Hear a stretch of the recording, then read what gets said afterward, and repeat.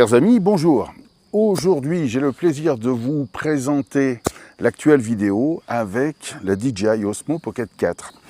La chose n'était pas vraiment préméditée, ça faisait déjà quelques temps que, j'avais lorgné sur l'Osmo Pocket 3 et aujourd'hui, c'est vrai que ça n'avait pas de sens d'aller vers du 3.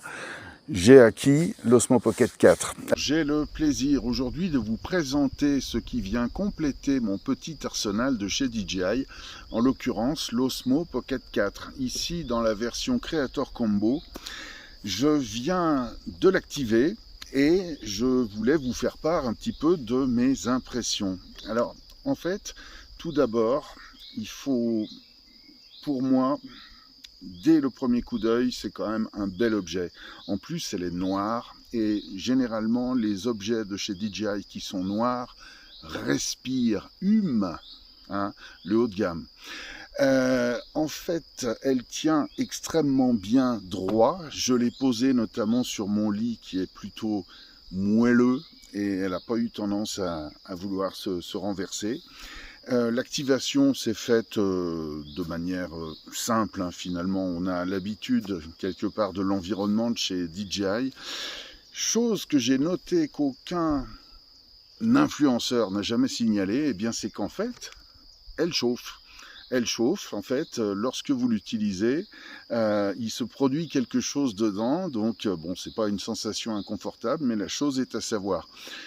Également, je l'ai un tout petit peu testé, en fait, elle mange de la batterie. Elle mange de la batterie, ça c'est une certitude. Ensuite, il faut savoir qu'elle est vendue donc sous le Creator Combo avec le DJI Mic 3 et celui-ci est donc nativement appairé à l'Osmo Pocket 4, donc il n'y a aucun problème d'appairage.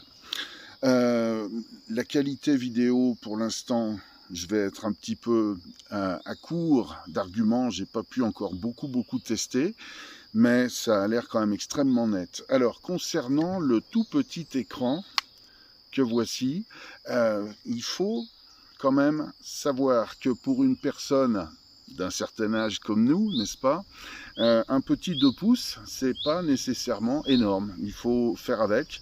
Donc il faut, pour nous les vieux presbytes, il faut regarder d'un petit peu loin. Mais en tout cas, l'image est quand même extrêmement claire. Et puis, seule chose que j'avais redoutée, c'est que, en l'occurrence, la luminosité ne soit pas optimale en cas de fort ensoleillement, et là il n'y a pas de problème en particulier. Dernière petite chose, moi je suis ultra sensible à la sécurité. Malheureusement, cet appareil ne peut pas être verrouillé à distance en cas de vol. C'est-à-dire que en fait il est possible pour un voleur qui ne pourrait donc pas synchroniser le présent appareil avec l'application Mimo, il lui est possible d'utiliser la cam en l'exploitant avec une carte mémoire.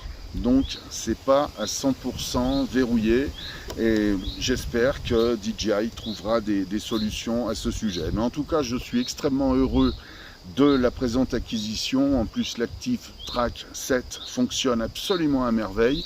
Donc,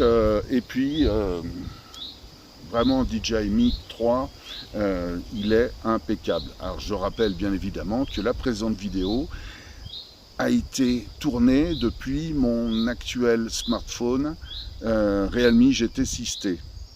Alors en fait, en termes de budget d'ailleurs, sachez bien que ici on est donc à 619 € avec une qualité d'image et une qualité de stabilisation supérieure à donc un iPhone 17 qui lui coûte 1700 €. Donc voici un excellent rapport qualité-prix et je me ferai très bientôt un plaisir de filmer mes drones qui volent. Avec ceci, il va me falloir apprendre.